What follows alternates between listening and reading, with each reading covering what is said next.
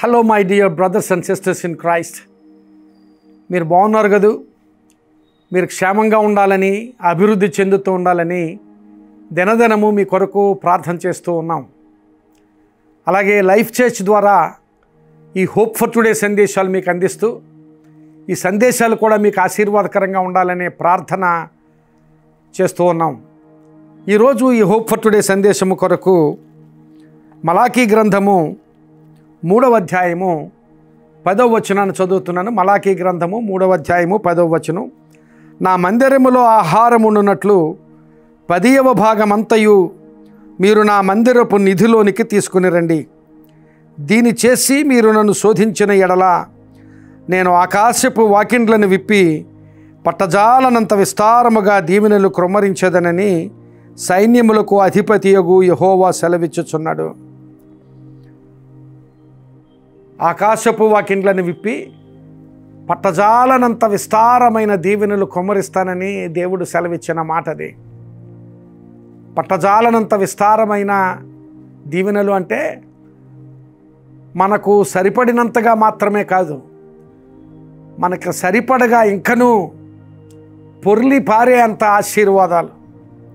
నా గిన్నె నిండి పొర్లుచున్నది అని ఆ కీర్తనకారుడు అన్నాడు. అలాంటి ఆశీర్వాదాలు నీకు ఇస్తానని దేవుడు వాగ్దానం చేస్తున్నాడు. ఆ వాగ్దాన నెరవేర్పు, ఆ వాగ్దానం మనం పొందుకోవాలంటే, ఆ వాగ్దాన నెరవేర్పు పొందుకోవాలంటే మనం చేయవలసిన పనిని కూడా దేవుడు అక్కడ సూచించాడు. నా మందిరములో ఆహారం ఉండునట్లు మీ ఆదాయములో 10వ భాగాన్ని దేవుని మందిరంలోనికి తీసుకొని రమ్మన్నారు. ఈ 10వ భాగం దేవునికి ఇవ్వడం గురించి వాక్యము ఎరగని వారు చాలామంది విమర్శిస్తున్నారు.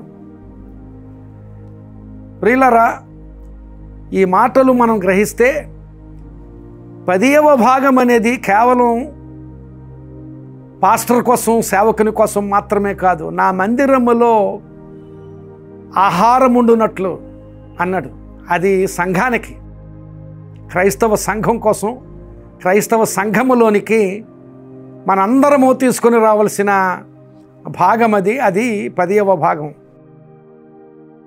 ఆ 10వ భాగం క్రైస్తవ సంఘంలోనికి క్రైస్తవులు తీసుకుని వస్తున్న స్థితిని గురించి క్రైస్తవేతరులు కూడా విమర్శిస్తున్నారు. అయితే వాక్యము తెలిసిన రీతిలో ఆ మాటలు అనలేరు. ఎందుకంటే ఇక్కడ దేవుని నియమం ఏమిటంటే, మనం ఒక ఆశీర్వాదం పొందుకోవాలంటే ఆ ఆశీర్వాదం పొందుకునే స్థానంలో మనం నిలవబడాలి. ఆశీర్వాదం పొందుకునే స్థితిలో మనం నిలవబడాలి. ఒక ఉదాహరణ చెబుతాను. మనం క్రికెట్ మ్యాచెస్ చూస్తూ ఉంటాం. యవనస్తులైతే ఆడుతూ ఉంటారు కూడా. బ్యాట్స్మెన్ బాల్ గట్టిగా కొట్టినప్పుడు ఆ బాలు గాలిలో పైకి లేచినట్లయితే దాన్ని అందుకోవడానికి ఆ ఫీల్డ్లో ఉన్న ఆ ప్లేయర్ ఏం చేస్తాడు, ఆటగాడు ఏం చేస్తాడు, ఆ బంతి ఏ దిశలో వస్తుందో ఆ దిశలో తనను తాను నిలుపుకోవడం కోసం పరిగెత్తుతుంటాడు. ఆ బంతి తిన్నగా వస్తుంటే వెనక్కి పరిగెత్తుతుంటాడు, లేదు ప్రక్కకి వెళ్తుంటే ప్రక్కకు పరిగెత్తుతుంటాడు. చివరికి ఆ బంతి అందుకునే స్థితిలో తను తాను నిలుపుకొని అప్పుడు ఆ బంతిని అందుకుంటాడు. అంటే క్యాచ్ పట్టుకోవాలంటే ఆ స్థానంలోనికి వెళ్ళి ఆ క్యాచ్ పట్టుకోవాలి. అలాగే దేవుని ఆశీర్వాదం మనం పట్టుకోవాలంటే ఆ స్థానంలోకి వెళ్ళాలి, ఆ స్థానంలోకి పరిగెత్తాలి, ఆ స్థానంలో నేను నిలుపుకోవాలి. ఆ స్థితిలో ఆ ఆశీర్వాదాన్ని పొందుకుంటాం. ఆ నియమము ఇక్కడ దేవుని వాక్యంలో చూస్తాం. నా మందిరములో ఆహారం ఉండునట్లు నా మందిర నిధిలోనికి ఈ మాటలు గమనించాలి. ఇది పాస్టర్ నిధిలోనికి కాదు, మందిర నిధిలోనికి 10వ భాగం తీసుకుని రమ్మని దేవుని వాక్యం మాట్లాడుతుంది. ఆ మాటకు వస్తే, ఒకవేళ ఈ మాటలు ఎవరైనా వాక్యం ఎరగని వారు చూస్తున్నట్లయితే వారి అవగాహన కొరకు ఈ మాటలు చెబుతున్నాను. ఆ మాటకు వస్తే సంఘము మాత్రమే కాదు, పాస్టర్ కూడా, దేవుని సేవకుడు కూడా 10వ భాగం ఇవ్వాలి. అది మేము చేస్తున్నాం.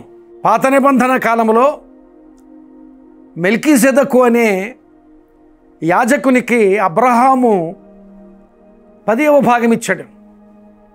దాని గురించి దేవుని వాక్యంలో ఏమని రాయబడిందంటే, దేవుని సేవకుడైన లేవి అబ్రహాము శరీరంలో ఉండి అబ్రహాము ఆ 10వ భాగం మెల్కీసెదెకుకు ఇచ్చుట ద్వారా లేవి కూడా, లేక దేవుని సేవకుడు కూడా, పాస్టర్ కూడా 10వ భాగం ఇవ్వాలనే నియమాన్ని అక్కడ ఆ వాక్యంలో బోధించారు. ప్రియులారా గమనించాలి, ఈ 10వ భాగము అనే విషయం గురించి, 10వ భాగం అనే విషయం గురించి ఎవరు ఎన్ని విమర్శించినా దేవుని మందిర నిధిలోనికి ఆ భాగాన్ని మనం తీసుకుని రావడం అది ఎంతైనా ఆశీర్వాదం. అలా తీసుకుని వచ్చి దేవునికి ఇవ్వవలసింది ఇచ్చినప్పుడు దేవుని ఆశీర్వాదం పొందుకునే స్థానంలో నువ్వు నిలవబడతావు, దేవుని ఆశీర్వాదం పొందే స్థితిలో నువ్వు ఉంటావు. అక్కడ దేవుడు నీకు ఆ ఆశీర్వాదాన్ని ఇస్తాడు. ఆ ఆశీర్వాదం ఎలా ఉంటుందంటే పట్టజాలనంత విస్తారమైన ఆశీర్వాదం అన్నాడు. అంటే నా గిన్నె నిండి పొర్లుచున్నది, నీకు సరిపడే కంటే కూడా ఇంకా ఎక్కువగా ఆశీర్వాదం ఇచ్చి నీ ద్వారా నీ కుటుంబం, నీ ద్వారా ఇంకా అనేకులు ఆశీర్వదించబడేటట్లుగా దేవుడు నిన్ను దీవిస్తానని అక్కడ వాగ్దానం చేస్తున్నాడు.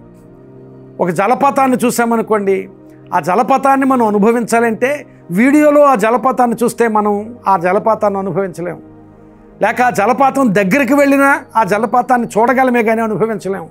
ఆ జలపాతం క్రిందకి వెళ్ళి ఆ నీరు ఎక్కడైతే పడుతుందో ఆ జలపాతం క్రిందకి వెళ్ళి మనం నిలబడినప్పుడు ఆ జలపాతంలో స్నానం చేసి ఆ జలపాతాన్ని మనం చక్కగా అనుభవించగలం. అలాగే దేవుని ఆశీర్వాదం పొందుకోవడానికి ఆ స్థితిలోనికి నీవు వెళ్ళాలి. ఆ స్థితిలోనికి నీవు వెళ్ళాలి అంటే ఒకానొక నియమం దేవుని వాక్యంలో ఏమిటంటే, దేవునికి ఇవ్వవలసిన 10వ భాగం, దేవునికి ఇవ్వవలసిన కానుకలు దేవునికి ఇచ్చి మనం నిలవబడినట్లయితే ఆ ఆశీర్వాదం మనం పొందుకుంటామని. ఇటు దీవెనలతో దేవుడు మనల్ని నింపాలంటే నేర్చుకుందాం. మన 10వ భాగాన్ని, 10వ భాగం దేవునిది కనుక దేవునికి ఇచ్చేద్దాం. ఆ మీదట మనకు ఏదైనా అవకాశం ఉంటే ఇంకా దేవునికి ఇద్దాం. దేవునికి ఇచ్చి దేవుని దగ్గర నిలవబడదాం. అప్పుడు పట్టజాలనంత విస్తారమైన ఆశీర్వాదాలు దేవుడు మనకిస్తానని దేవుని వాక్యంలో ఆ నియమాన్ని చూపిస్తున్నాడు. ఆ నియమాన్ని పాటించదాం. మనం నియమాన్ని పాటించి ఆశీర్వాదం కొరకు చూస్తే దేవుడు తప్పకుండా ఆ ఆశీర్వాదం ఇస్తాడు. Position yourself for God's blessings. నీవు ఆ పొజిషన్లో నిలవబెట్టుకో, ఆ స్థానంలో నీవు ఉండు, ఆ స్థితిలో నీవు ఉండు. దేవుడు తప్పక గిన్నె నిండి పొర్లుచున్నది అన్నంతగా ఆశీర్వదిస్తాడు. అట్టి ఆశీర్వాదం దేవుడు నీకు దయచేయునుగాక. ప్రార్థన చేసుకుందాం. ప్రియుడైన మా తండ్రి, కృపగల దేవా, ఈరోజు మాతో మాట్లాడినందుకు మీకు స్తోత్రాలు. నిజమే ప్రభువా, నీ సన్నిధిలోనికి మేము తీసుకుని రావాల్సిన భాగాన్ని మేము తీసుకుని వచ్చి నీ సన్నిధిలో మేము నిలవబడితే ఆ స్థితిలో మమ్మల్ని ప్రభువా నా గిన్నె నిండి పొర్లుచున్నది అన్నట్టుగా ఆశీర్వదించే దేవుడవు. అట్టి ఆశీర్వాదంతో ఈ మాటలు విన్నవారిని అందరినీ నింపుమని, ఆ ఆశీర్వాదం పొందుకోగలిగేటట్లుగా, ఆ స్థితిలో వారు నిలవగలిగేటట్లుగా వారికి నీ కృప దయచేయమని ప్రార్థన చేస్తూ, విన్నవారందరి జీవితాల్లో నీ కృపాశీర్వాదాలు దయచేయమని, వారి అవసరతల్లో సహాయం చేయమని, వారి సమస్యల్లో పరిష్కారం దయచేయమని, నిన్ను మహిమపరిచేవారుగా ఉండడానికి సహాయం చేయమని యేసు నామమున అడుగుచున్నాను తండ్రి. Amen. God bless you my friend. Have a great day. ఈ సందేశం నీకు ఆశీర్వాదకరంగా ఉంటే ఈ సందేశాన్ని మీకు తెలిసిన వారికి షేర్ చేయండి. అలా షేర్ చేసి వారికి ఆశీర్వాద కారణం అవ్వండి. తద్వారా మీరు కూడా ఆశీర్వాదం పొందండి. దేవుడు మిమ్మల్ని దీవించునుగాక.